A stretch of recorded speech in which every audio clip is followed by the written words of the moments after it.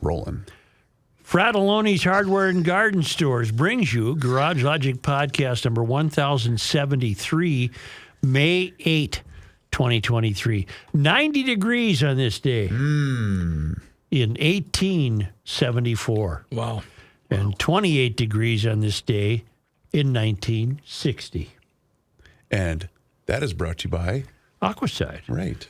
Well, I thought we heard the music first. No. You know, if you own a home or a pond, you got the old swimming hole with the tire swing. Aquaside will keep that area free of weeds and algae and all the gunk you can think of. They've been doing this for more than 60 years with a complete line of lake and pond control products that take care of everything. The products are easy to use. They work quickly. They're registered with the EPA and DNR, and their products are completely safe for your family. There's no ice outs today, so that must mean swimming season is getting closer. Here. Don't let weeds overtake your area. Call Aquaside today.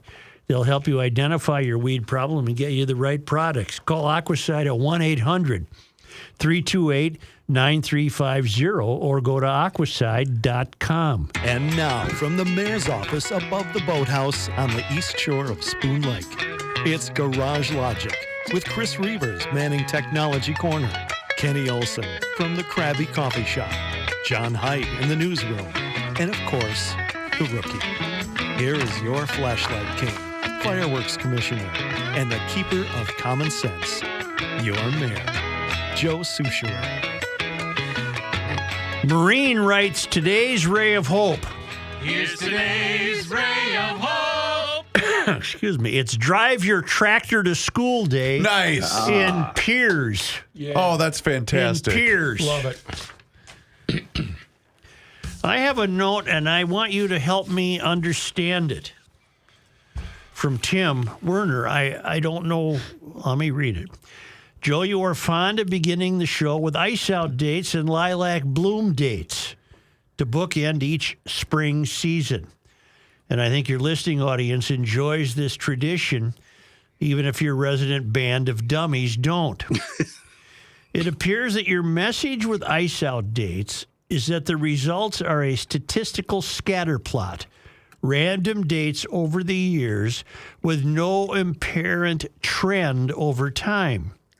And with lilac bloom dates, I recall that your point is that your lilacs in St. Paul bloom on the same days every year and always have. So far, you got me? Mm-hmm. What are you doing, Rook? Looking at my email by listening to you read this.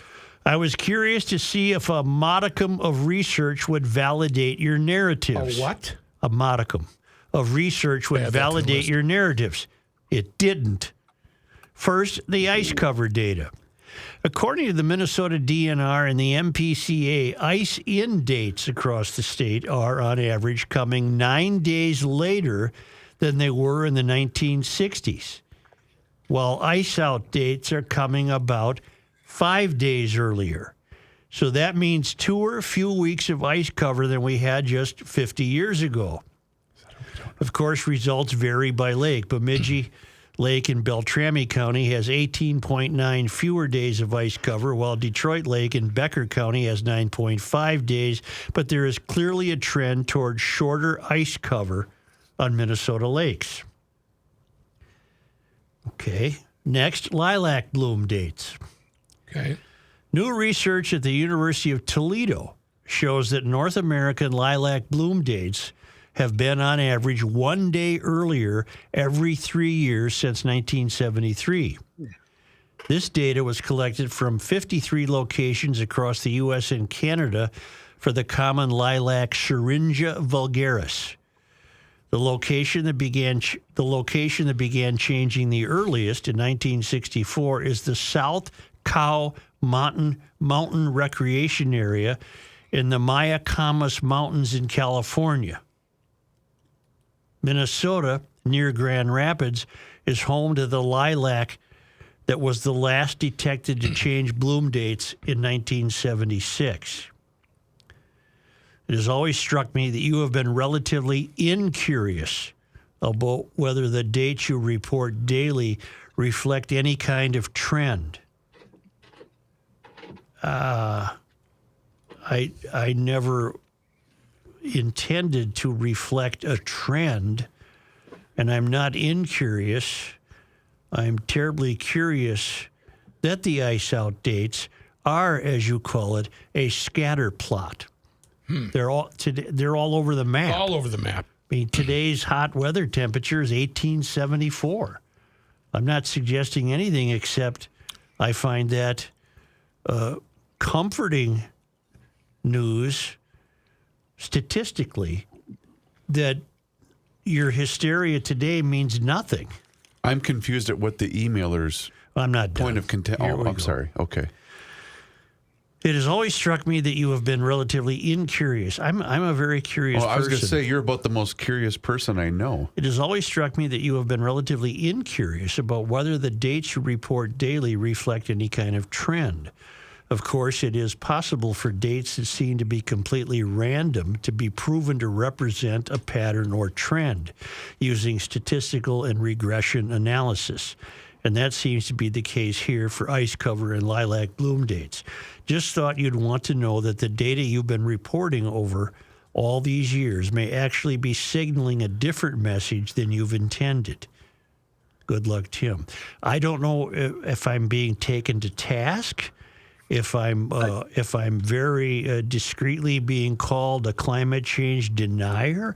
I don't know what Tim wants me to understand.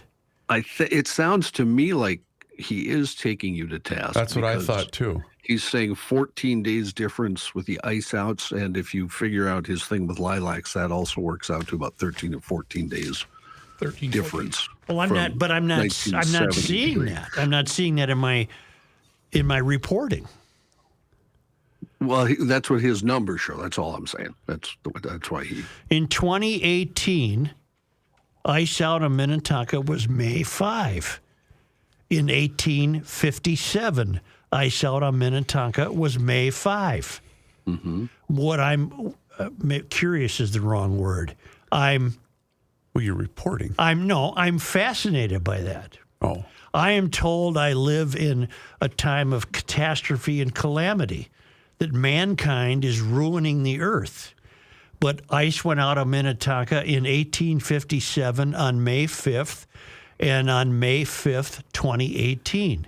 And you don't deny that the climate changes. It's always changed. It's always going to change. And you've said that from day one. But I want to take Tim seriously. He did some homework. I'm struggling to understand what he wants me to understand by his homework because I'm not finding 2 weeks less cover of ice based on these random ice out dates. Right. But what was his data was provided by whom? He linked me to that. Oh. Bringmethenews.com. He gets his news from there. Minnesota lakes have 2 fewer weeks of ice coverage versus 50 years ago. Blame climate change. 50 years ago is 1973. Correct? Yep. Yes. 1973. Ice went out on Minnetonka on April 4th. This year, ice went out on Minnetonka on April 19th. 50 years. 50 years. Let me just look there. In May of 1965, the ice went out on May 1st. I'm looking from 1973. Everything is beginning in 1973. Everything is April. 1987 was March 21st. Everything is April. Everything is April till 2000, March 18. But then you get to 2013, it was back to May 2nd. And then it was May 5th in 2018, March 30th in 2019, April 19th this year. Well, maybe what trend he's buying is the idea that, since 1973, there's been 2 May ice outs. I don't know. I found the it's story. Not worth worrying a Well, lot about. I found the story that Tim's referencing. It's actually a December 10th of 2021 story. So when I clicked on the link, The link provided, unless you have something different, Johnny, but the link provided, it doesn't really give you much information. It originally came from a press release from the Minnesota Pollution Control Agency. Which So that's desperately, whoever- to stay in business, needs you to have climate change hysteria. And so whoever picked it up from that press release. Well, it obviously. also strikes me that couldn't you create a pattern based on any set of statistics? Sure. I mean, I could create a pattern from 1857, let's say, to 1940. Right? Yes. Or 1940 to 1970. Okay, I think we're on the same page there. I could create a pattern. Probably the same for lilacs. I'm very worried about my lilacs. I've told you, the rabbits have pretty much destroyed pretty much half the bushes. How'd they get up that high? They stood on the snow. No, it's the highest branches that are going to flourish. They probably ate their way halfway up. Got it. They ate their way halfway up, and I fear that those will not bloom. Is this damage that can be restored? That I don't know. It doesn't look like it to me. Those look like dried out, dead Oh, no. branches. We're going to have a memorial service. Well, I of some wonder type. if I have to have if I have the whole row replanted, what guarantee do I have that rabbits wouldn't consume them again? But you've never had this problem before. No, and I don't understand that. But we must be suffering an absence of foxes, because the rabbit population is overwhelming. Well, you had the one that parked it underneath your deck, That right? was a couple of years ago. Yeah. Okay. He must have died in a blizzard. But maybe he's the one that prevented the rabbits from eating your lilacs. I'm serious. Yeah, I think he died in one of those April blizzards we had 5 or 6 years ago. Okay. And he took shelter under the deck, and he just conked out. You know. Took No a way to nap go. and never got up. What a way to go. And I have pictures from people sending me pictures of the opossums they see in their yards. And one of the pictures was Jill carrying about 5 joeys on her back. And the joey at the tail end kept falling off and had to run back to catch up to mom and hop back on. He'll be in the best shape. Like Woody Allen in the movie when he had to keep catching up. That's right. I haven't seen the opossum but that once. But they apparently have no interest in rabbits. You know, so, well, I'm just delaying getting on to my The anger. dreadful news of the day. I'm just delaying getting to my anger. You had a guy shot in cold blood, murdered, Saturday morning in St. Anthony Park, a guy named Michael Brasel. About your age, Reavers, with 2 kids, 2 boys. Yep. Coach both of them. He was a classmate of a kid I used to have and her husband. So they took this particularly alarmingly. We don't know who the perpetrators are. 5 will get you 10 that when we do, I'm going to predict. I don't have any reason to know, but based on what's happening in St. Paul and Minneapolis, I would say what we'll discover is that they were teenagers, that they have what I would call an extensive criminal background, This won't be their first time. which did not amount to them ever suffering any consequences.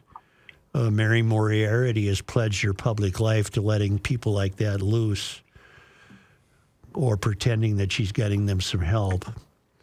That's what I suspect. I don't know. We might find out that it was 3 adults trying to steal a catalytic converter. The story is that mom came home From work. from work. She was a nurse, and she went in the house on Saturday morning and was taking a little snooze on the couch, and the kids looked out the window and say, "Dad, what's the deal? Somebody's going through Mom's car." And he reacted the way, until now, everybody would react. Yeah. Hey, what are you doing? You go outside, because men go outside. Yep. And you say, hey, we don't even know that. We don't know if we don't know anything. There was an altercation around. But let's presume he went outside and said, "What are you guys doing?" 3 shots to the chest, he's dead. Well, what I think that suggests is And Melvin didn't show up in the neighborhood. Melvin did. He did not. Nope. People were wondering if Mitra Jalali, the representative of that area in the city council, had a reaction, and she did. She expressed her condolences.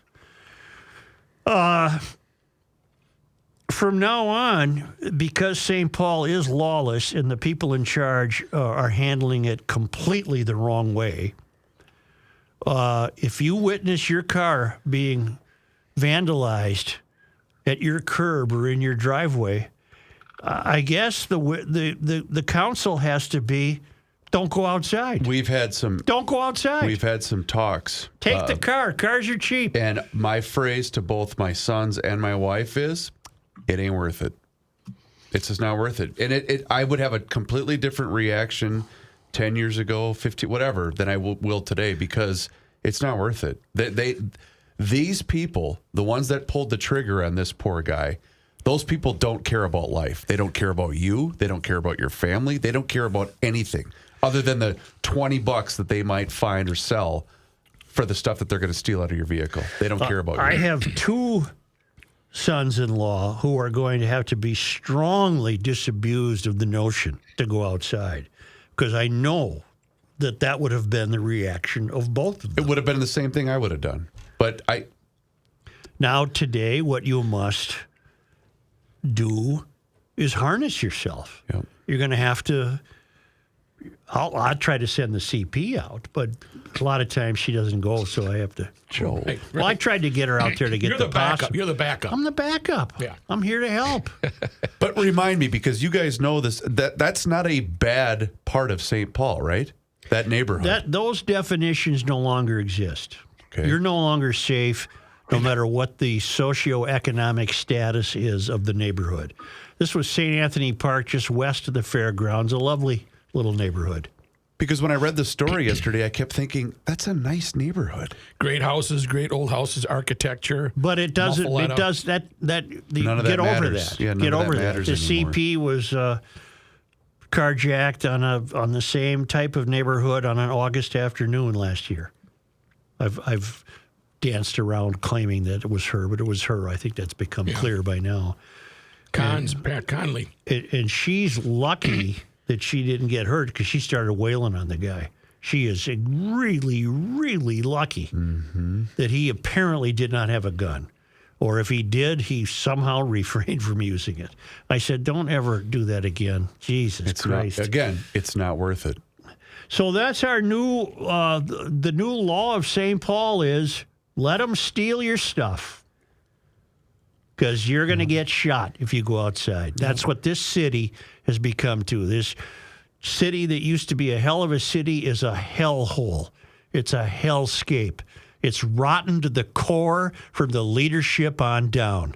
It's the same in Minneapolis, and unfortunately, it's pretty much the same the closer you get to the country's tallest buildings. Now, this doesn't even take rural America off the hook. No. Cops are getting shot right and left in western Wisconsin. Cops are getting shot in northern and central Minnesota. The decline of moral and ethical integrity is a tidal wave that's sweeping over this country. You had horrendous killings over the weekend in Texas. A mall shooting, an idiot driving his car into people. We're broken. It's broken. This country is broken. The city of St. Paul is broken. It's broken dramatically. It's one thing to come out of your house on a Saturday morning and a tree falls on you. I'm not being silly. I'm not being facetious. It's one thing to come outside and a tree falls on you and we lose Dad. Okay, the sorrow would be different. That's nature. That's the no, not the hour. Right. Do we have to apply no, not the hour now to everything? To getting shot? Yes, we do. I think we do. Yeah, we do. We do. I think we do. So you go outside now and people are rifling through your car. You better go outside understanding no, not the hour. So rather than risk no, not the hour, I'd stay inside and watch through the window. Call 911 and hope for the best. Because again, it's not worth it. Because we have no clue now. These are not normal criminals. No. These are morally bankrupt kids that I'm guessing is going to turn out to be kids. Morally bankrupt kids who have had no upbringing whatsoever. Zero. And will show no remorse. No remorse whatsoever. I'm not sure they've understood what they've done. I'm not sure they're capable of understanding what they've ruined. Mm-hmm.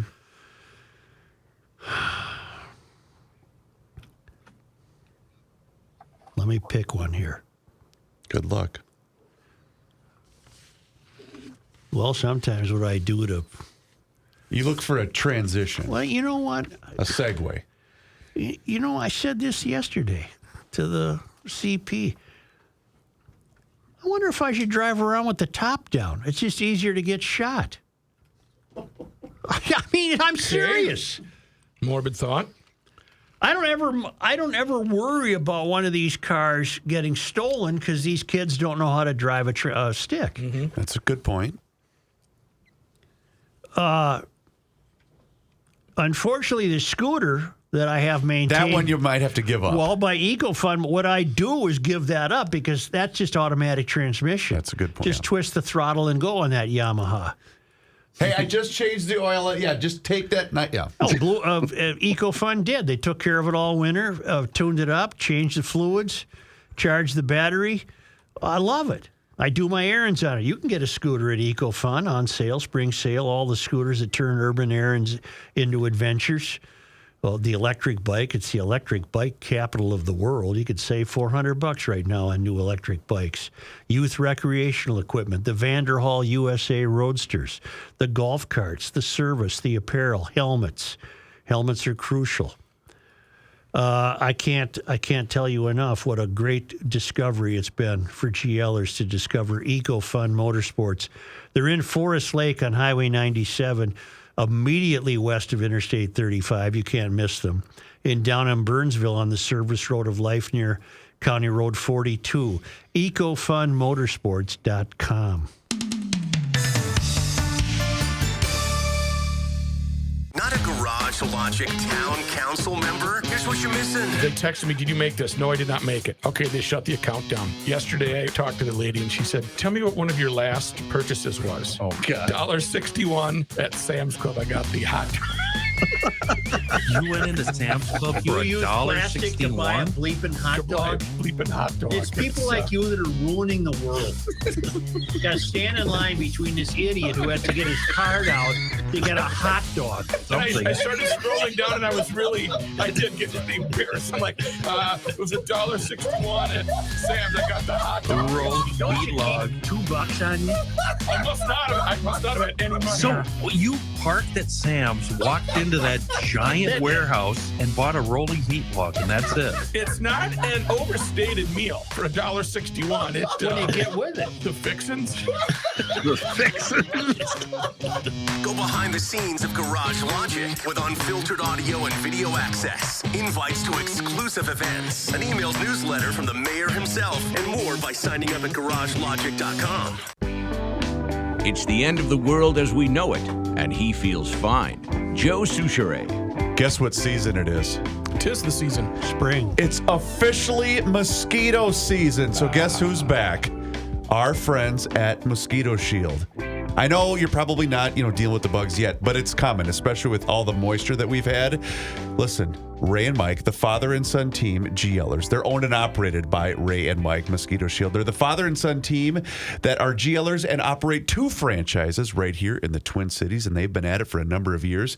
Here's the deal. Their territory runs east of 169 and 35W, all the way to St. Croix, north to Forest Lake, and then all the way south to Lakeville. You know what that is? That's Skeeter territory. And it works. I'm a customer of Mosquito Shield, have been for years, and I cannot tell you the difference that it makes. So get on their schedule right now. You know what they do? They take care of everything. Find them online, MoShield.com. Joe, there's no dash with this. It's MoShield.com, MoShield.com. Just put in your zip code and you're going to find them. Or you can give Kelsey and Mike a call directly at 612-619-1556. Again, that's 612-619-1556. If you mention Garage Logic, you're going to get $50 off of your service. MoShield.com. Tell them you heard about them here on the Garage Logic podcast. The DFL has passed the law to make it easier to vote. They continue to fix voting. It was signed into law by Walz on Friday. It could mean hundreds of thousands more voters on the rolls in Minnesota because you'll be registered automatically when you get your driver's license. Mm-hmm. It means hundreds of thousands of more voters for the DFL. Wait a minute. No, just a couple of weeks ago or months ago, didn't we also just pass that everyone gets a license? Yeah. Oh, okay. So that had nothing to do, I'm sure, with this coming down the pipe later. Okay, cool. Yeah. And the governor apparently once said he would not sign such a bill. So he's gone against Was that when he was running for governor and campaigning? So. Oh, and he changed his tune, huh? You can just change your mind sometimes. Oh, that's easy. I believe so. It's a fun game to play. What a crock of... all I can tell you is that, what can I tell you?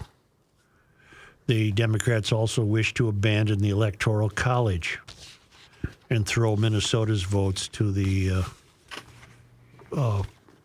popular vote leader. Voting used to be a charming civic task. It's now being used for obfuscation, as far as I'm concerned. And I don't understand why. I know, John, you're a big fan of easier voting. I don't know. I don't know how in the hell it could get easier. It's pretty damn easy to vote. You just vote, but that's not good enough. Why do we assume that the kids who they're automatically registering? Why do we assume they're all voting Democrat? Because they're idiots. That's why they vote Democrat, apparently. Yeah. Well, pre-registration of 16 and 17-year-olds. Permanent absentee voter list. Crackdown on disinformation. New disclosure requirements. Automatic voter registration. Younger Minnesotans can pre-register to vote and make it easier to vote by mail. How about the 16 and 17-year-old stuff? They get pre-registered. Prepping them to... It's not complex. Why do we assume they vote? Well, do you think Democrat? that mail's going to come to them with a big Republican symbol on the literature? Well, it's not going to come with Democrat or Republican. Yeah, well, this is brought to you by your Secretary of State, DFLer Steve Simon. Well, it's still not going to have party affiliation kind of stuff attached to it. Okay, we'll just wait and see what happens, but I don't think I'm on a real shaky limb to suggest that this is a means to increase Democrat vote turnout. I don't think that's a shaky limb that I'm on. Republican thinking people, or people with even a bit of conservative thinking, they don't need or require this kind of help. I don't need this help. I have children who, if they were 16 and 17, I can tell you back then, they would not have needed this help. Mm-hmm. So who is it that needs this help, John? Nobody. Okay. But I don't see, you haven't answered the question. Why are those young people going to vote Democrat, not Republican? Why should I assume Because I think it will be a resounding campaign theme among DFLers that please turn out at the polls. Your vote is important. We've made it easier for you. You can pre-register. You can do this. You can do that. And they'll probably be predisposed to vote DFL. That's what they've heard. They've heard that hectoring call that we've made it easier for you. That seems silly to me, what you just said, but isn't, John, though, part of it the indoctrination of the young voter from the time that they're in the failed, or entering the failed academy? And it's what they'll hear about in the failed academy too, because the teachers union benefit by DFL victories. So It's really important to get those 16-year-olds on board, proselytize them early, and then when they go to the polls, they're another successful recruit. I guess I don't like the idea of you doing something for me on my behalf when it comes to voting, because to me, that just makes it that much easier for voting fraud schemes to take place. I think, as we proved in the last election, voting fraud is a very, very, very, very small problem. And I think it always will be. So the fraud thing, the argument to me is just stretched to the limits. I can't do it anymore. I'll go along with the probability of fraud. I certainly didn't think Trump was correct. But more importantly to me is just it's a recruitment exercise as far as I'm concerned. Okay. Well, I could buy that, I guess, if those 16 and 17-year-olds go, well, what do you think they're going to hear in school? You kidding me? The academy is so thoroughly failed that these kids are being treated like recruits. I know 2 teachers. I know Rook's daughter and I know my niece. Neither one are, going to recruit people for the Democratic Party. Well, that's 2. Yeah. It's an army of what starts with 1, huh? An army of There's 1. 2. I've just given you as much data and proof as you've given me on the other side. Well, a lot I'm going on is instinct and history and the realization of the power of Minnesota Education Association. And I just don't have great hopes that this is a means for tremendous civic understanding across party lines. Yeah, I think we're doomed there. There's no civic understanding ever. Yeah. I'm pretty much given up on the whole process, as you may have noticed. But Me too. and I mean the country is a process, which is kind of sad. But the country's broken. The city of St. Paul is broken. What I'm saying is this isn't going to help anything. It sounds great. It sounds it sounds wonderful. It sounds altruistic as hell. I don't buy it. That's all I'm telling you is I just don't buy it. And for me, all I want is the easiest way for everybody in the United States to vote. That's all I want. And so we're at odds and that, and I understand that. I wonder where you wouldn't stop in the creation of ease. Well, where would I mean? Well, how easy do you want it to be? Should you even ever have to press a button? There must be some way you can telepathically signal your interests. You can't vote by proxy, of course not. That's not, Well, that might be coming. I can't vote for you. I can't say, well, Joe says he's going to vote for whoever. Yeah, Joe wins his election without every year. I can't. All of his he guys runs win. unopposed. There's an Alpha News piece that said Walz breaks promise, signs partisan election package. But the way Alpha News pieces print, it just ate the part about Walz, and I can't read it. I don't know what under what context did Walz at one time refuse to go along with this, because he's backed down completely. Here we go. Maybe you can bring that up, John. Yeah. But this isn't the only thing that he promised on his campaign trail. I don't trust him anymore as far as I can throw him, and you couldn't throw him very far. No. Governor Walz signed a partisan election reforms package and received no Republican support, breaking from a long-standing Minnesota tradition of only signing bipartisan election legislation. Mm-hmm. Walz said he would abide by that precedent, the precedent being bipartisan legislation. Correct. In a 2019 interview saying bipartisan support should be, quote, the bar. Yeah, I agree, he said. Every bill they pass this year has no bipartisan support. I'm glad you said that. I was just going to say, hasn't that been pretty much the same with every bill? Right. It's been along party so lines. He backed off what he said in 2019. Mm-hmm. Not one Republican, I don't care what you think of Republicans, the fact that and there's some, common sense Republicans in Minnesota. They're not the Marjorie Taylor Greene Republicans. Not one of them voted for this. What does that tell you? And like you just said, that's not the only bill where every bill this guy will sign anything you put in front of his stubby little fingers. You know what I get a picture of? Remember in Blazing Saddles when Mel Brooks was signing legislation as the governor? His eyes crossed, just signing away. Not one single Republican went for this because they know what this is.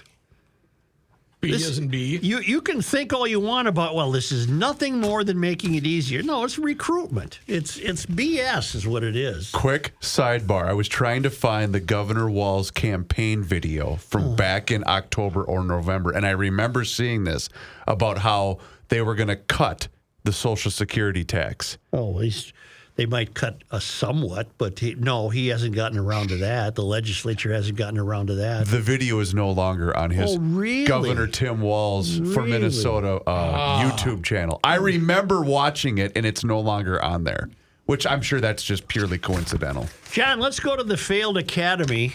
Okay. In Colorado. The Colorado Education Association has a new resolution. Okay. The CEA believes that capitalism inherently exploits children, public schools, land, labor, and resources.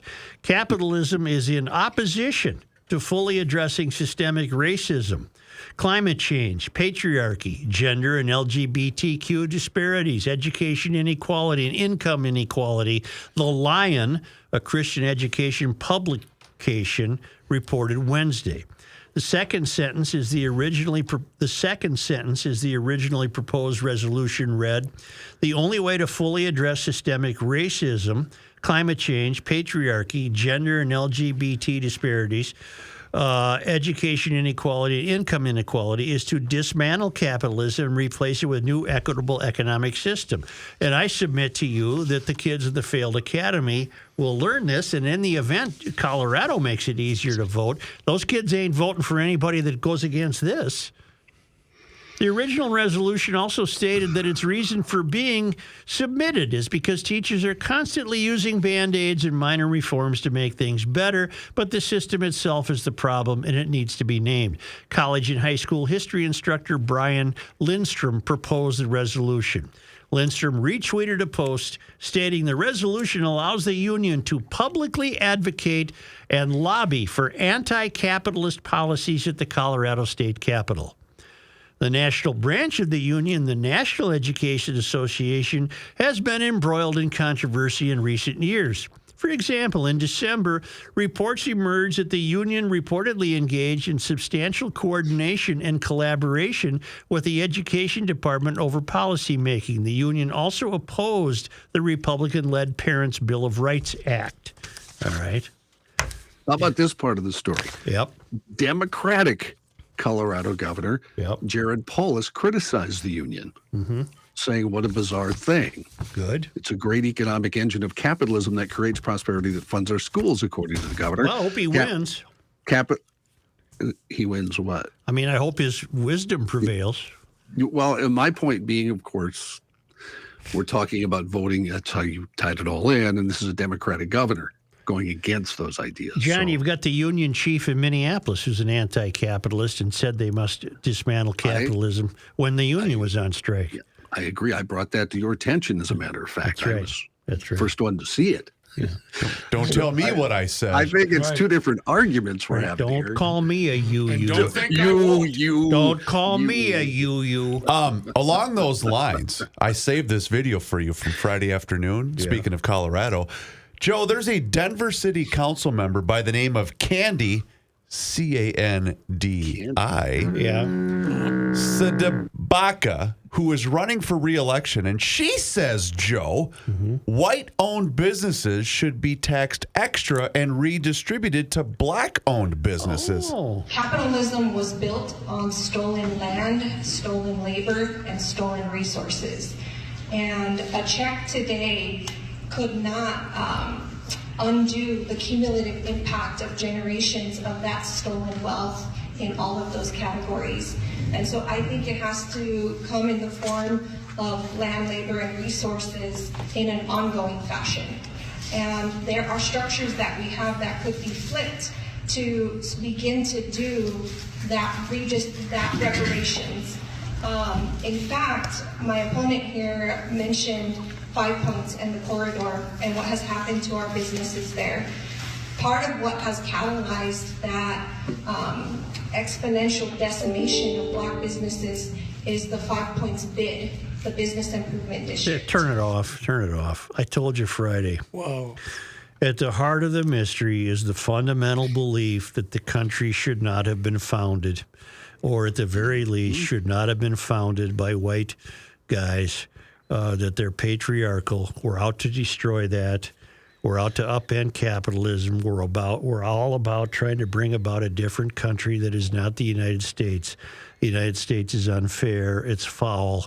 It's mean-spirited, and smart people like me who've graduated from the failed academy are here to take care of you and fix it by creating equity and inclusion everywhere possible, no matter what that means. We are no longer in favor of competition. We are no longer in favor of winning and losing. We're no longer in favor of entrepreneurship. We're only in favor of making the playing field as miserable for everyone as possibly we can, because that's the only thing that can arise from our desires is a complete misery across the American landscape. And we would prefer that. We would prefer that complete misery over the way the system works now, because the system obviously rewards only white people, and that's because the country was founded by white people. They were evil. They were flawed. They owned slaves. They took lands from the Indians, and we're here to rectify that.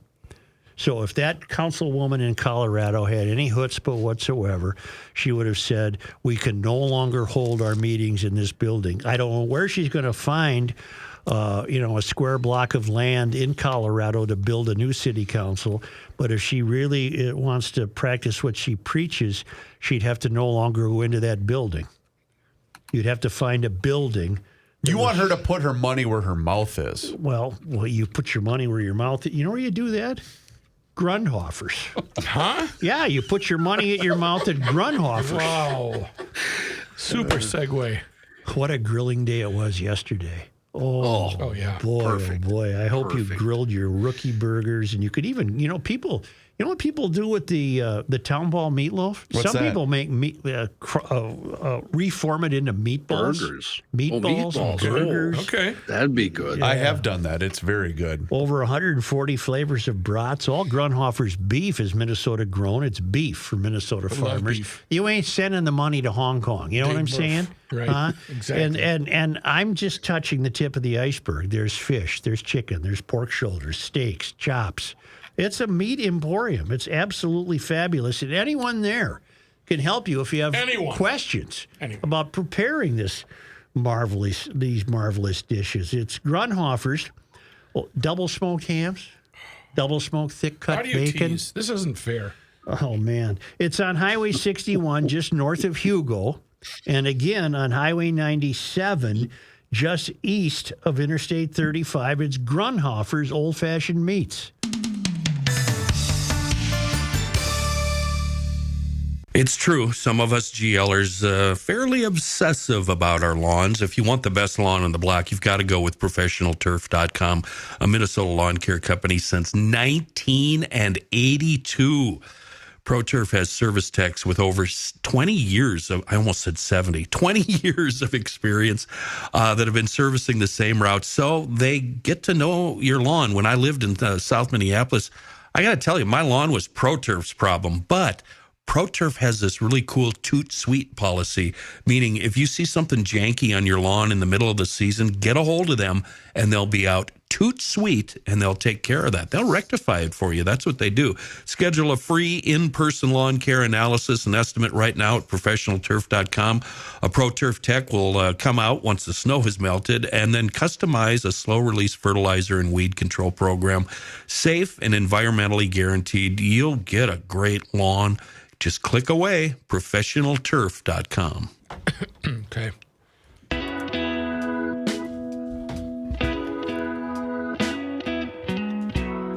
Here's a man who spends hours in hardware stores, sifting through the nuts and bolts of life. Joe Souchere. This Dylan? Yeah, it's Dylan and Dylan Reese. Dylan did all the music. And then there's a vocal, but not this version, probably. It's Dylan Reese. That's nice. That's peaceful. That's charitable. Hey, Minnesota Masonic Charities. I promised to deliver on some of the letters that were there for the first Selfless Scholar recipient. The objective is to uncover stories of kindness that would otherwise go untold. This comes from a student at St. Cloud Cathedral. My name is Maya Walz, but this story of kindness is actually about my sister Kira and her awesome experience with Allison Schneider at a dance camp. My sister has Down syndrome and loves to dance.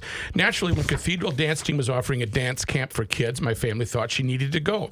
We knew she would be excited to participate, but she would need a helper to keep her engaged with eating, bathroom, tying shoes, etc. Kira was so blessed to have Allison as her helper for the 2 days. There was nobody else who could have been so compassionate and energetic as Allison. She keeps a positive attitude wherever she goes. She was the perfect helper because also she helps her mom in the classroom where she works as an elementary teacher in the public school Oak Hill. We had no worries sending Kira to the camp because Allison was so good. Part of the camp is a performance, and Allison stood next to Kira the whole time, helping her participate to the fullest. Kira still does the dances and talks about it months later. This is greatly credited to Allison. Sometimes people are hesitant and have to be responsible for Kira, but Allison was excited. She even signed up for her positivity was such a blessing that Kira and our family are very grateful for. Allison is very helpful in NHS and in her community as well. She helped teach mini courses with NHS at Catholic elementary schools at St. Mary's and St. Augusta twice. She is always willing to help on a committee, and I have been on a few committees with Allison through NHS. She's a fabulous communicator, pulls her weight, and when others it's necessary, she does it with a smile. She's very deserving of this scholarship. That's what you get, folks, with mnmasonic.charities.org. Check out and learn about the wonderful scholarship program, the first Selfless Scholar recipient. Thank you. Here's John Heidt, brought to you by ProfessionalTurf.com. You know, you always put me at ease, too, when you start checking your watch and stuff like that. Here's John. Thanks, Joe and Chris and Rook. You too. Thank you, bud. As Chris said, this is brought to you by ProfessionalTurf.com. Cut my lawn yesterday. It's gorgeous already. So I thought we were doing No Mow May. I'm not doing No Mow May. You cut your grass The already? scientist said No Mow May is a bad idea, and we love science. We follow the science. Oh. I just don't have enough time right now. Can I wait till Memorial Day? Yeah. It was so nice yesterday. It was. In the news, authorities yesterday identified the Western Wisconsin deputy who was shot and killed while responding to the report of a drunk driver in a ditch on Saturday night near Glenwood, Wisconsin. It happened about 6:15 in the evening. Deputy Katie Lysing responded to the scene near the intersection of Highway 128 and County Road G. There she encountered a car in a ditch and another vehicle with people who had pulled over to help. The 29-year-old officer asked the driver of the car in the ditch, 34-year-old Jeremiah Johnson, to perform a field sobriety test, but he was evasive, according to the Wisconsin Department of Justice. Lysing spoke with Johnson for about 8 minutes before he pulled out a handgun and shot her. The officer fired 3 rounds back at him, but they all missed. The Good Samaritans who had pulled over tried to save Lysing's life, but she was pronounced dead at a local hospital. Officers searched the surrounding woods for the suspect. And about an hour after the shooting, an officer saw Johnson, heard a gunshot, and saw him fall to the ground. He was found with a handgun next to him, and no officers fired their weapons, according to the DOJ. Lysing had joined the St. Croix Sheriff's Office in 2022, had previously served 2 years with the Pennington County Sheriff's Office in South Dakota. The Wisconsin Division of Criminal Investigation is taking the lead in the investigation. They'll turn a report over to the St. Croix County District Attorney when the investigation is wrapped up. The deputy's body camera recorded the exchange of gunfire, according to the DOJ. This is the 3rd incident within the past month where a law enforcement officer died in the line of duty in Minnesota or Wisconsin. I have a question. Where was she standing during this exchange of gunfire? Yeah, that do we know? No, I haven't seen any information about that. And why do you ask, I wonder? How did she miss 3 times? How do you... Well, she had already been shot when she fired it. So maybe that explains it. Yeah, she had already been shot by this guy. Okay, never mind then. Okay. Never mind. A story that we've covered already. A father who was shot and killed early Saturday morning in the St. Anthony Park neighborhood of St. Paul has been identified as 44-year-old Michael Brasel. He is survived by his wife Hillary and their 2 boys. In a Facebook post, his wife said her husband was shot 3 times after confronting a man trying to break into her car. Investigators think he interrupted the crime in progress outside his home on the 2300 block of Chillicombe Avenue and was shot to death in the front walkway leading to the house. Neighbors in the area expressing disbelief that a crime of that sort could happen there. St. Paul police spokesperson said no arrests have been made in the case and the investigation is continuing. Now, that report makes it sound like it was only one bad guy. Yeah. I was under the impression that it was more than one. I made the assumption that it was also more than one person, but He's either way, exactly the kind of guy I've been bugging in St. Paul to run for office. He's no longer available. No.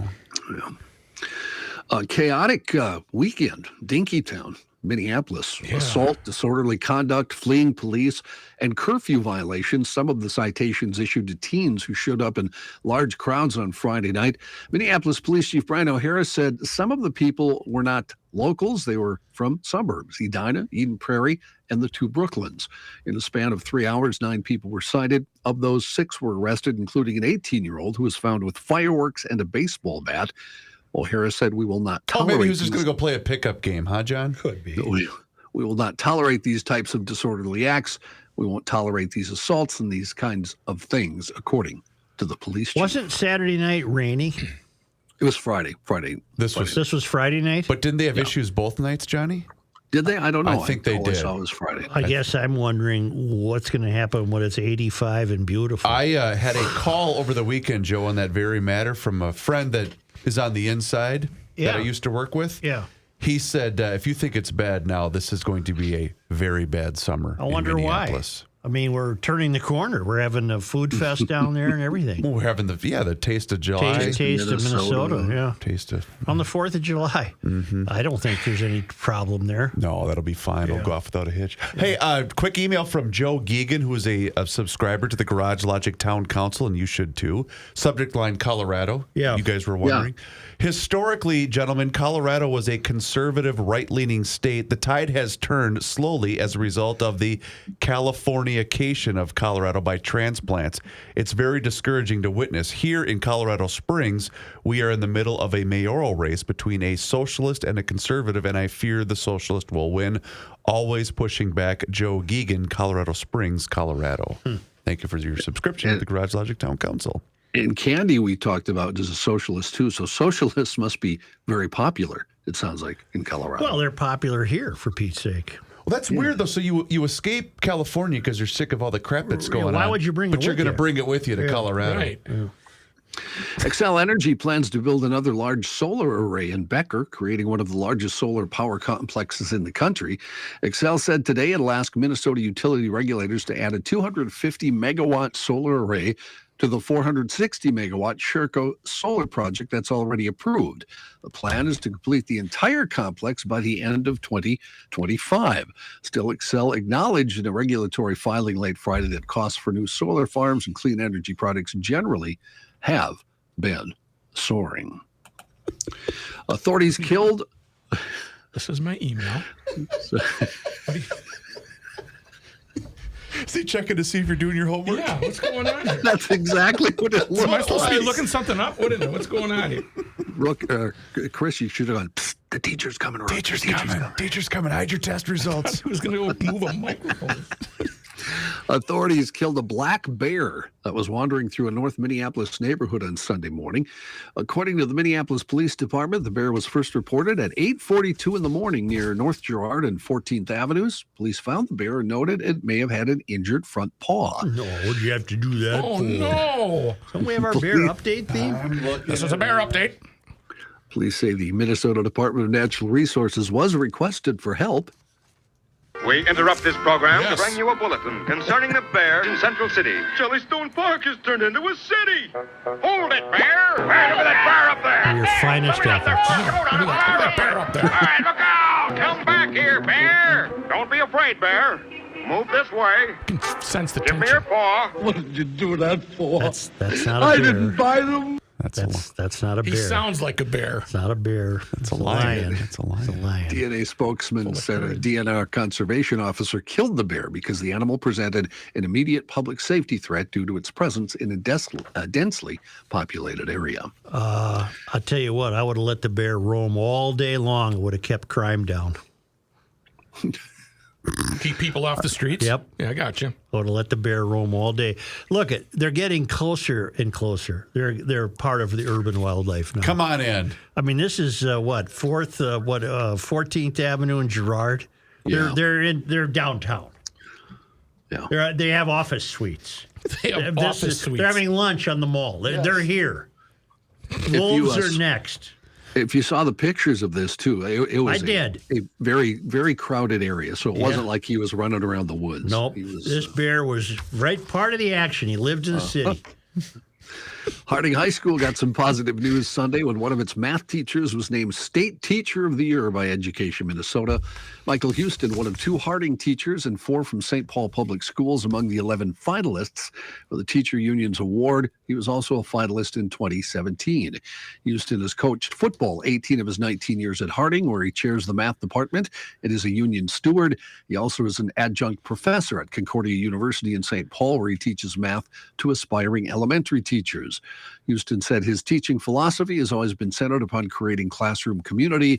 In the wake of the pandemic and the ongoing trauma our Harding students have endured, my goal every day is to make sure they have fun in their learning and know they are loved. You know how cynical and warped my brain is? No, I don't. You guys have been around me long enough. And not to discredit anything that this guy has done, because I'm sure he's a top drawer, best of the best, right? Apparently. Did they pick him specifically because it was Harding? Oh, because they had a death there? Because we had a stabbing? I don't know. No, he must be the Cracker Jack And guy. I'm sure he is. I'm just saying I just found it curious. Yeah. That's all. We'll have more news, huh? Yes. What do you think? Yes. I hope so. Right after this. Tri-State Bobcat in Burnsville, Little Canada, and Hudson has the best sale prices of the year on a couple of amazing Toro snowblowers. The big spring sale is on the Toro single-stage Power Clear snowblower and the Power Max two-stage snowblower, and you won't find a better deal than right now. And whether you opt for the single-stage Power Clear or the two-stage Power Max, you'll look forward to the next snowfall with these amazing Toro snowblowers. Tri-State Bobcat is in Burnsville, Little Canada, and Hudson, and on the web, tristatebobcat.com. Truth, justice, and the Souchere. You know, folks, when you want to work with a professional, you want to see what their background is all about. See if they know what they're doing, how long they've been in business, and do they do quality work. Well, you have a gem right here in the great city of Minneapolis with Welter Heating, Ray and Welter. They're online at welterheating.com. And if you call them, there will be a live person that picks up the telephone after you dial 612-825-6867. I had some work done at my home by the Welter people, and it is beautiful. I've got to tell you right now that 100 years and 4 generations, that's what backs them up. And you can trust them with your air conditioning, your heating unit, your air purification, whatever the case may be. If you want to go to their website, you can also get some free advice. There's a Q&A that won't cost you a single dime. Online at welterheating.com. Let them know you heard it from the Rook on the Garage Logic podcast. 612-825-6867. welterheating.com. In other news. Yeah. And you're still complaining about it. No, I'm not. No, that's your reward. Yeah. He's showing you. I yield the balance of my 1.7 seconds of time. Yeah. I appreciate that. Yeah. Thanks, In other news, although we may not want to hear all this news, unfortunately, lots of bad news from Texas. We've already talked about parts of it this weekend. Federal officials still looking for a motive about the gunman who killed 8 people at a Dallas area mall. Yesterday, police said the man had expressed an interest in white supremacist ideology as they worked to discern a motive. Federal agents have been reviewing social media accounts they think were used by 33-year-old Mauricio Garcia and posts that expressed interest in white supremacist and neo-Nazi views. Garcia also had a patch on his chest when he was killed by police that read RWDS, an acronym for the phrase right-wing death squad, which is popular among right-wing extremists and white supremacy groups. In addition to reviewing social media posts, federal agents have interviewed family members and associates of Garcia to ask about his ideological beliefs. Investigators are also reviewing financial records. A law enforcement official said investigators searched a Dallas motel near an interstate where he had been staying. The official said police found multiple weapons at the scene. 2 law enforcement officials said investigators also searched a Dallas home connected to that suspect. In all, 8 people killed in that shooting. The new Star Tribune editorial cartoonist, I think his name is Mike Thompson. Yes. Who's smart enough not to come on the air, apparently. He finally had his second cartoon ever appear in the paper, and it was okay. It was acceptable because it was ripping Clarence Thomas.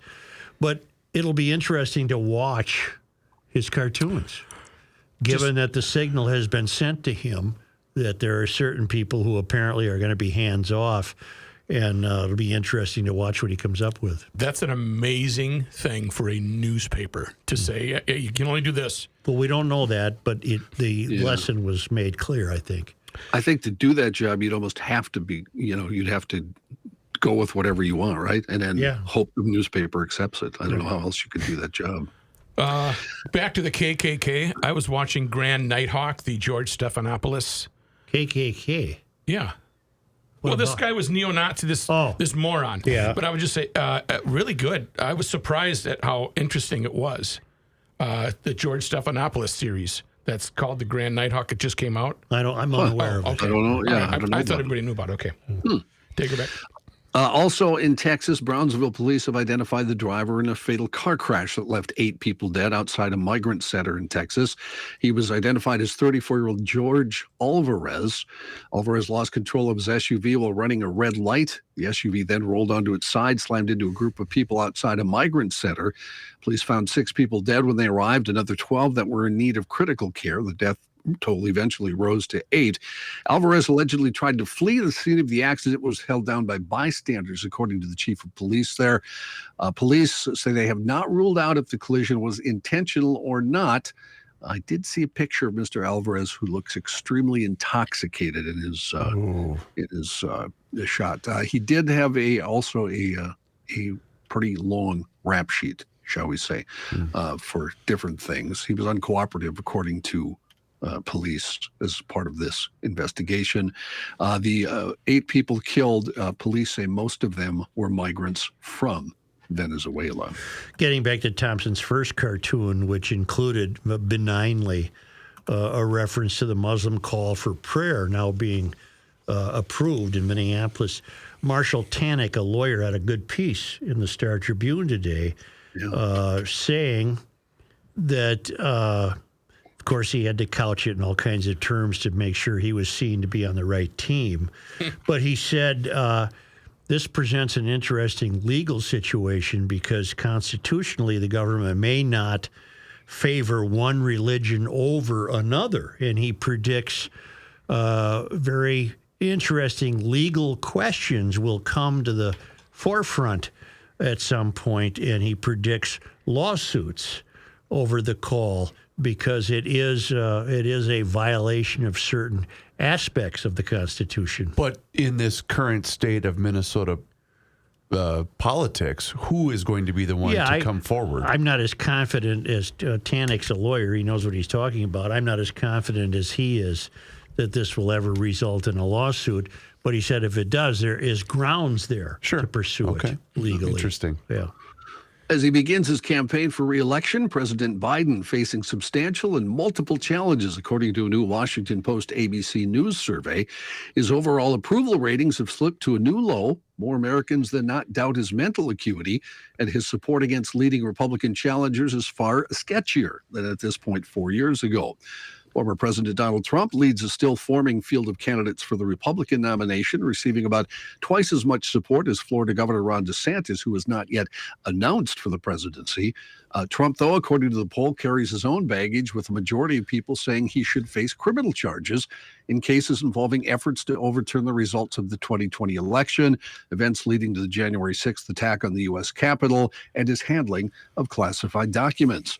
Biden's overall job approval rating stands at 36%. That's down from 42 in February. Neither Biden nor Trump Get is to the point where you're really feeling bad for the guy. It's down to 28%. Neither Biden nor Trump is viewed positively on questions of honesty and trustworthiness. A much larger majority sees Trump as dishonest. 33% say Trump is honest, and 63% think he is not. 41% say Biden's honest. 54% say he is not. Even worse for Biden, according to this survey, the president trails his predecessor, Trump, by 7 points in a hypothetical 2024 general election matchup. Just think if it comes down to Biden and Trump again in 2024, Biden's brain is held in high suspicion for his thinking processes, and Trump's brain stopped functioning at the age of 7. So what this once great country has two basically idiots that would be running for president. Did you see when he was giving his electronic, what was he just, not indictment, but his statement for this. Yeah. And he said, it's been this way for 1 million years and more. I'm like, why does he say stuff like that? The question was, do you think celebrities should be allowed to, do you consider yourself a celebrity? Oh, yeah. And he said, right. yes. Yes. And he said, do you think celebrities should be allowed I'll paraphrase, to get away with behavior towards women that you have been alleged to have gotten away with? And he said, well, it's been that way for 1 million years. Stars have been Was there a big TV star 1 million years ago who came out of the cave? Gore! Reality show. Look out, girls, Gore's coming. Gore's in town. Newton Minow. Newton Minow. He was an FCC guy. That's right. Very familiar Hell of a name. name. Newton Minow. He looked like a guy named Newton Minow. Very familiar name to someone of mine or Joe's age has died. He was 97. He died from a heart attack. Minow, who as President John F. Kennedy's new FCC chairman in 1961, sent shockwaves through an industry and touched a nerve in a nation addicted to, well, television by calling television, quote, a vast wasteland, a phrase that has lived on. Well, he wasn't far off. He died Saturday, he died Saturday at his home in Chicago. On May 9th, 1961, almost 4 months after President Kennedy called upon Americans to renew their commitment to freedom around the globe, Minow got up before 2,000 broadcast executives at a luncheon in Washington and made those comments. Now, he did do other stuff. He's remembered for that, but he was only an FCC member for 2 years. The things he wanted to be remembered for, he said, was that he required TV sets to have the UHF signals. That's the ultra high frequency, as well as very high frequency VHF. By the end of the 60s, most Americans had reception of all those channels, and Minow also pushed legislation that opened the era of satellite communications. That fostered the creation by a consortium of interests of the Communication Satellite Corporation. And of course, in the 60s and 70s, the U.S. took the lead in that. Newton Minow was 97. And we have one music death, very obscure to you fellas, I'm sure. Not to me. One of the better jazz guitarists of the past 5 decades has died. Jack Wilkins, Brooklyn, New York native, died Friday after a short illness. He was 78, had been gigging up to 2 months ago. Boy, I wish Kenny was here because he would know this. He played straight-ahead jazz, a really good straight-ahead jazz player, but his song, his version of Freddie Hubbard's Red Clay was sampled by a tribe called Quest back in 1993. So you've... what song? If you listen, what song by Tribe? Red Clay. I can't. No, Red Clay was the Freddie Hubbard song. That's the sample Wilkins was playing. I can't say it, Chris. I can tell you off air. Okay. It involves a word I should not say on the I guess air. I'm not familiar with Freddie. Freddie Hubbard or Freddie Mertz? Who's the guy who died? Who's bringing the truck? Freddie? Jack Wilkins Jack. died. I don't know Jack. Freddie Hubbard was a brilliant A lot of jazz listeners say trumpet that. player who's been dead for, 10 years or so. Yeah. Freddie Well, Hubbard. He played the original version of Red Clay. Yeah. I think it was covered by Tribe Called Quest, Joe. I think well, I want my jazz info. I'm going right to you from now on. And one more story. You want one more? Yes. Okay. After posting a record $3.1 billion in revenue for the first quarter of 2023, Live Nation, concert industry giant, is cutting music fans a deal with $25 all-in tickets across the country this week, including dozens of Twin Cities shows. The shows that you can get $25 tickets for right now from Live Nation. Yeah. Fall Out Boy, Janet Jackson, Pink, Willie Nelson, Lionel Richie, Wu-Tang Clan, Jason Aldean, Bryan Adams, 5 Seconds of Summer, Nickelback, and lots more. They're slashing the prices on all of those as a thank you. It starts Wednesday at 9 a.m. Just Joe wouldn't pay $25 to see Nickelback. Are they all coming to the Twin Cities? In different areas, yeah. Some of those I know Lionel are is. Maybe casinos. Willie Nelson, but not the rest of them. Lionel? I'd go see Lionel Richie. How about Fall Out Boy? I've seen Lionel, actually. Lionel was very good. I think Lionel performed at the King's coronation. Oh, he did. And his voice was criticized mightily as failing. Really? Yeah. Well, okay, then here's what. He's a stand-up guy then, because he didn't use any tricks. He did his own voice, and this is what you get. Right, and apparently he's having trouble with his voice. He's getting up there, isn't he? Lionel's not a kid. Let's see. He's got to be close to 80. He doesn't have the Royce throat, does he? We're going to find out on Monday Night Sports Talk. 70s, I'm sure. Huh? 70.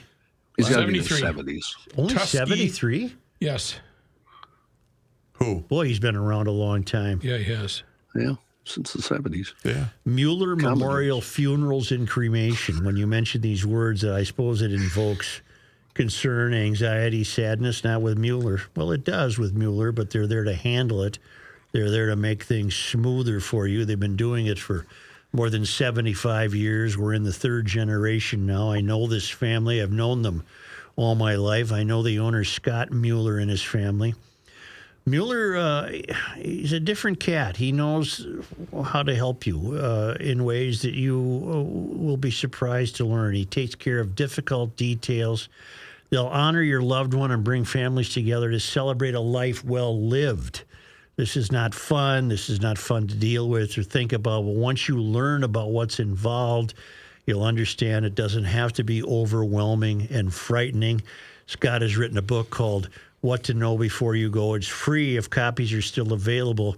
Go to MuellerMemorial.com/GL to request that book. It answers all the questions you might have about planning a funeral or a cremation. Even if you don't think it might be right for you now, it ultimately, of course, will be. Mueller Memorial, the people at Mueller's are there to help you take care of the difficult details. Go to MuellerMemorial.com.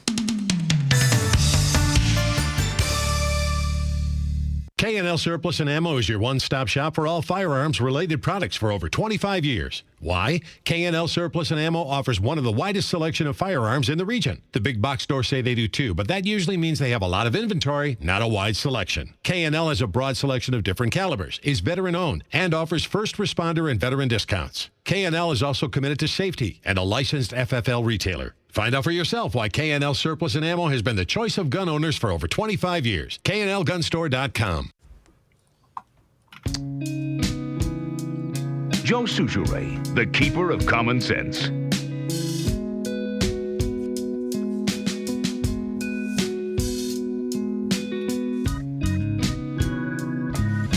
Is this Dylan? Yes. Yes. Playing everything? Mm-hmm. Hail the Flashlight King. Hail you. Up here in North Dakota, we finally got our first 70 on a Friday, so I had a little garage door opener of my own. I did some rearranging and got some of my cylinders running from their winter slumber. I got lucky.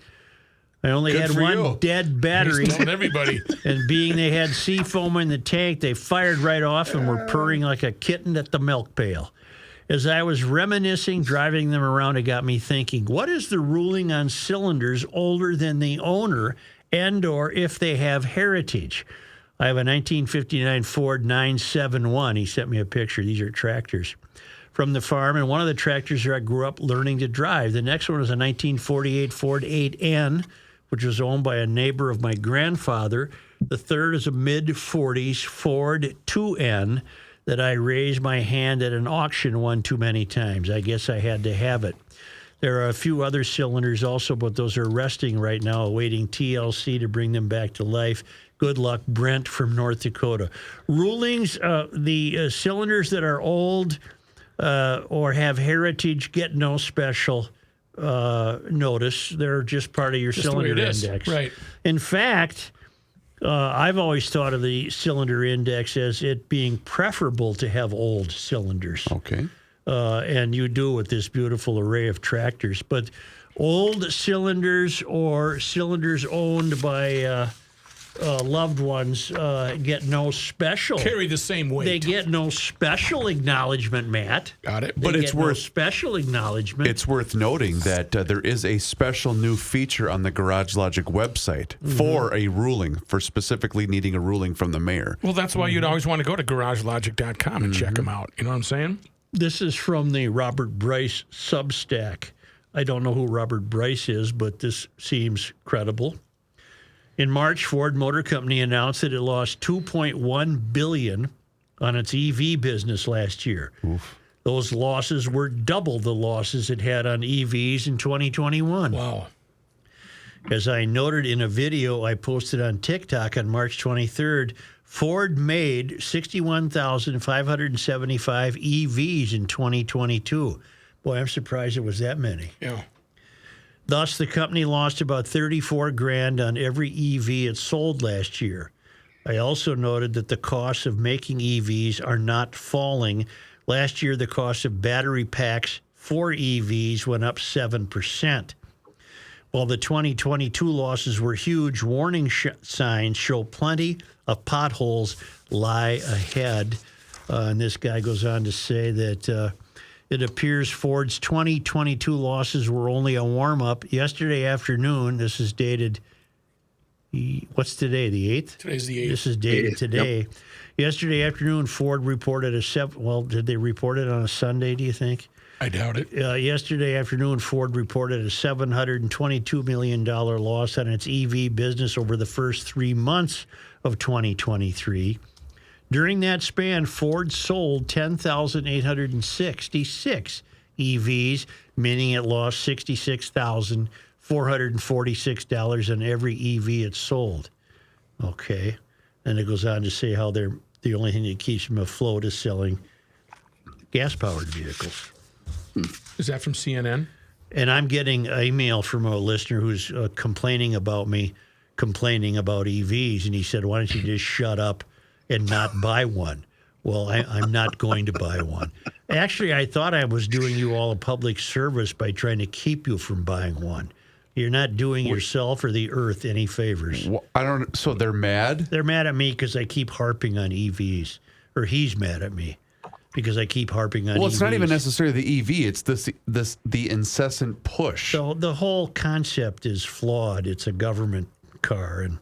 And if you need about an annual income of $150,000 to be the average EV buyer. And cross your fingers that you don't need to replace the battery. Yeah. To be the average EV buyer has an annual income of $150,000, about twice the U.S. average. Sorry, the battery. Yeah.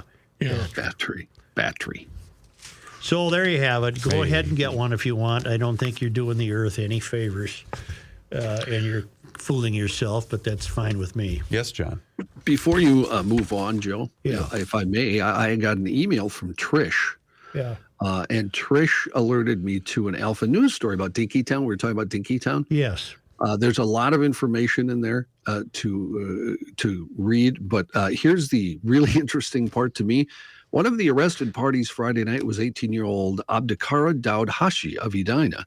Jail records show he was booked on misdemeanor charges of disorderly conduct and possession of fireworks, released from custody just before 2 p.m. on Saturday after posting $78 cash bail. $78? Well, wait, now it gets better. A check of jail records showed Hashi was arrested again Saturday night, less than 12 hours after being released from jail the first time. Honest to God. Booked. He was booked the second time on probable cause charge of riot. Hashi was being held without bail as of now, according to the new booking record. It's a very interesting story about everything that went on down there. But yeah, my $78. You want to establish an over/under on the amount of times the people who killed Michael Brasel have been arrested? Should we establish an over-under for the Minimum show? 2? I'm going to go 5. 5. 5 times arrested? 5 times confronted with criminal behavior. If that included an arrest, so be it. I will not take that bet. I'm going above 5. You're going above 5? Yeah, I'll take 5. John, you in? Yeah, I will. If they're older, I'll go above 5. Not older, but 17, 18. If they're younger, maybe 2. I'm going to go 5. I'm going 7. All right. Only because they come. Wait a minute. I wanted to say something about the king's coronation. That's right. I've often said that I've allowed myself to be entertained by the royalty. I think I've reached the end of that. Did it die with the Queen? Game over? Yeah, I was a Queen guy. Sure. I like the Queen. Yeah, we've heard that. But it's reached the point of such silliness that I can't believe it. And for this old fool Chuck to take this seriously is just, I can't take it anymore. Basically, all he's done his whole life is wait. He doesn't do anything, and cost the taxpayers $125 million to throw the weekend. Then there was a hell of a piece in the Saturday Wall Street Journal about Britain's past and how they built their fortune, and it's not all good. No, it sure isn't. The gal Camilla, she was supposed to wear the newer diamond on her hat, the Queen consort's hat, but they wised up and kept the diamond locked up because it turns out they stole it from India anyway. They really didn't own that properly. They took that from India in the, I believe, the late 19th century. They just hauled her back to the cabin, and the whole thing is rife with ridiculousness. And to see, but we're all supposed to spend the day pretending that we're. I didn't get up. I didn't watch it. I saw a few pictures of it. I didn't pay any. I don't care anymore. Right. The Queen, I think I was interested in the Queen because her queenship has run parallel to my entire life. She's been the Queen as long as I've been alive. Okay. And so and the history she witnessed was fascinating, and the people she met, and I enjoyed the BS. But I'm officially done. Okay. I'm done. You've retired your fandom. This game Chuck, over. Royal game over. Charles, I think he had a very troubled upbringing, and I just have no interest anymore in any of them. Okay. Well, let's just see what happens, though. Let's give it a couple. Let's give it a couple months and what just do you mean? see. Let's see what happens. Let's see where this thing all goes. Why don't they give the diamond back to India? That's not going to happen. Back, yeah. You know who's a character though? Is Willie's kid, Prince William's little guy. Louis? Yeah. Yeah, he steals the show. He likes to ham it up, doesn't he? When he knows the cameras are around. Man, you guys know more about this than names of kids. See, Archie. Archie's the gold digger's kid. They live in California. That's right. The only British guy I ever had any interest in was Winston Churchill, and he wasn't royalty. So, I love royalty. Winston. I do too. Winston plays a great role in Peaky Blinders. Really? Well, it's just, if it's true, it's fascinating. Tommy Shelby, the head of the Peaky Blinders, which was real, was a real gang, worked for Winston. Wow. Helped Winston in various ways. And Winston, in his way, was certainly able to get Tommy Shelby out of a lot of jams. Winston was also the 4th Ghostbuster, and he joined the crew. Did not know that. Middle part of the movie. I did not know that. Yeah, that was Winston. That's one of those, Chris, where you just drove us right off the road. That's the one where I'm trying to because we're patiently awaiting Monday Night Sports. No, but your self-editing should have prevailed. Probably stop that from coming out of my mouth. Right, that was unnecessary. I got it. Yeah. Are you sorry? I am. Sorry. I question the sincerity. Can you apologize if I was offended? Only because they come to us all the way from Fernandina, the Villages, Florida. That's from right. the traveling Lymans. This is our soil. 18 on this day. Today is May 8th. In 1881. Yep. Encouraged by Bishop John Ireland and sponsored by John Sweetman, visionary leader of the Irish American Colonization Company, a group of Irish farmers moved to Curry in Murray County. I'm going to keep that for Pat. Yes, sir. I think Full is in Murray County. Obviously it is. Yeah. He mentions just it. does. On this day in 1910, May 8th? Governor Adolph O. Eberhart declared Minnesota's first Mother's Day. We had a governor named Adolph. You know, you don't get Adolf anymore, Not do you? anymore. Yeah, No. it kind of lost its luster. Yeah, it's got a Not bit after of the a big one. It's got a bit of a history. It's not with up it. there on the chain. No. I wonder if this- it's up there anywhere. On this day in 1924, Joe, today is May 8th. ice in Duluth's harbor trapped 13 ships, confining 400 individuals aboard. Wow. Isn't that kind of late for ice to be trapping ships in the harbor? Ye who wants to put together statistical patterns. But it's up there in the north, you know. On this Lake is day, over north. sports for John and Chris. May 8th. What year? On this day in 1968, How do you exclude me? what happened regarding the Twins? May 8th, 1968. 1968. Well, John's not going to remember. Rod Carew made his debut. Well, why would John has a better chance of remembering than you do? He's older But than he you. wasn't a Twins fan, you know. Oh, that was he's a Yankee fan. Right. You know what? Rodney- I'm stumped. Rodney Klein Carew made All his right. debut. This involved a future Yankee. 68. Future Yankee catfish hunter Yes. threw a no-hitter Yes. against the Twins. Wow, Thank look at you, John. Johnny. Look at John. Threw a no-hitter for the Oakland Athletics. That's right. when Oakland was Yes. building its Dynasty. dynasty, although that wouldn't really flower until the 70s. Yeah. He threw a no-hitter against the Twins. The Oaklands beat the Twins 4-0. Boo. Yeah.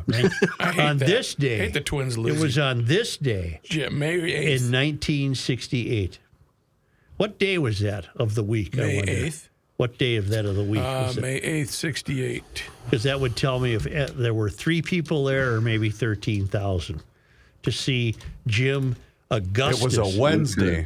Yep. You know what Catfish Hunter's middle name was? I just said it. I let it slip out. Jim. Augustus. Oh.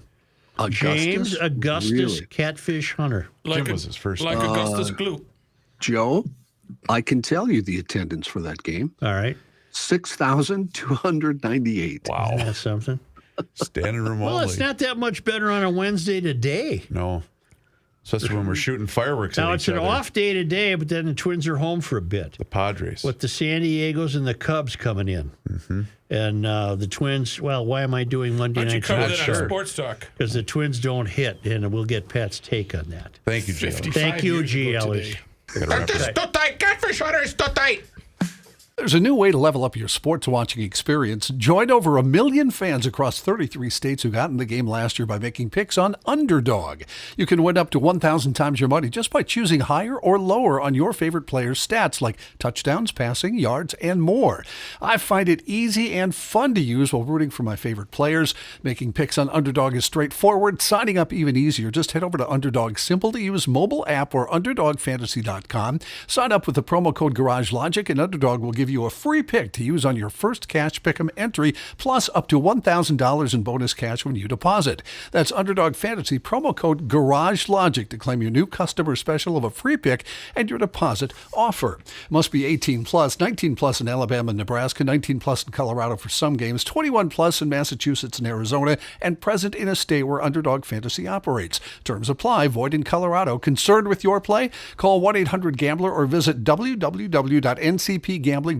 In Arizona, 1-800-NEXT-STEP, 1-800-639-8783, or text NEXT STEP to 53342. In New York, call the 24/7 Hope line at 1-877-8-HOPE-NY or text HOPE-NY 467-369. Hey, G. Ellers. Hey. Listen to Gil tell you about the Garage Logic Town Let me Council. tell you about PodM, and it's a little thing. You go to your phone there, and you go to podm.com. and you check out other podcasts. PodMN is an app, not a website. I called my an old insurance company I used to have that I might want to go back to, and the lady recognized my name and said, Joe, I missed the show. And I said, podcast? Well, I don't think I could listen to it because I'm working. I said, no, the podcast is whatever you want to listen to. Should I grab their phone and said, I'm going to make this app for you called PodMN. It's got all of these podcasts on it for you to look at, or to hear. Actually, you don't look at them, you hear them. I'm too damn tight. Yeah, why don't you speak normally? All right, then go to GarageLogic.com and sign up for the Garage Logic Town Council. It's also, you must go to YouTube and subscribe for Garage Logic. It's a great deal. You'll be very entertained. Good job.